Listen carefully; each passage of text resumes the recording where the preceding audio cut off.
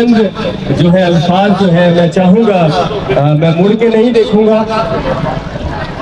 اس کارواں کی روح رواں ایک اسد صاحب کی دست بازو اور ایک اس ادارے کو اس وقت اس حال میں اس طرح سے ریپرزینٹ کر رہی ہیں، جو میرا خیال ہے کہ اب چند ہی دنوں کے بعد، چند ہی لمحوں کے بعد یہ انٹرنیشنل لیول پہ ہوگا. تو میں چاہوں گا محترمہ پروین اسد صاحبہ سے گزارش کروں گا وہ سامنے آئے اور ایک بار جو ہے تمام تر جتنے بھی مہمان گرامی ہیں یا جتنے بھی ہمارے اپنے ساتھی ہیں ان کو شکریہ سے کرتے ہیں. اعوذ باللہ من الشیطان الرجیم، بسم اللہ الرحمن الرحیم. آنے والے تمام مہمانوں کو پروین اسد خان کا سلام. جیسے کہ آپ کو پتہ ہے آج 14 اگست ہے اور ماشاءاللہ یہاں اتنے اچھے لوگ بیٹھے ہوئے ہیں اور کچھ آ کر یہاں سے چلے بھی گئے. جو انہوں نے ملک کے لیے بات کہی، اگر وہ بات آپ کے دل میں اثر کری ہے ایک بھی الفاظ، تو آپ سچے پاکستانی ہو اور وہیں سے اپنی زندگی کی سٹارٹ کر لو کہ ہمیں ایک سچا پاکستان ہونے کا ثبوت کیسے دینا ہے. تو اللہ تعالیٰ ہمارے ملک کے حکمرانوں کو بھی ہدایت دے اور ہم ان کو تو دے لیکن ہم مسلمانوں کو بھی دے کہ اس آزاد ملک میں جو ہم رہتے ہیں ہمارا فرض کیا ہے.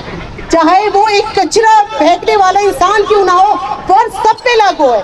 تو اللہ تعالیٰ ہمارے ملک کی حفاظت کرے اور اس ملک پہ رہنے والے جو آزادی کا سانس لے رہے ہیں انہیں نہیں پتہ کہ آزادی کیا ہے. وہ کہتے ہیں نا مفت پہ ملی ہوئی چیزوں کی کوئی قدر نہیں کرتا.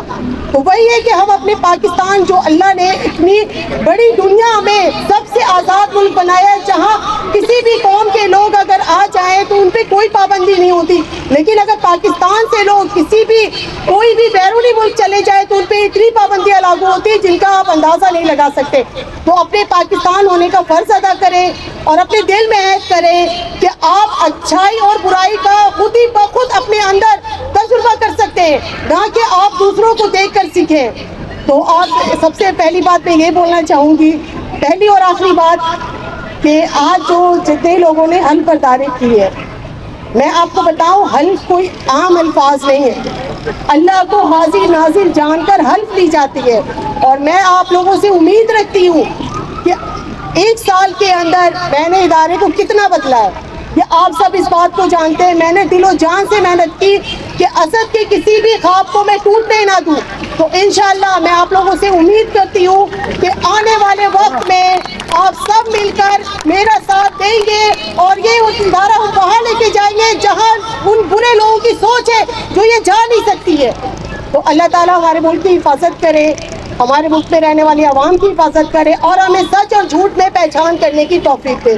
تو آنے والے مہمانوں کا بہت بہت شکریہ. پاکستان زندہ باد.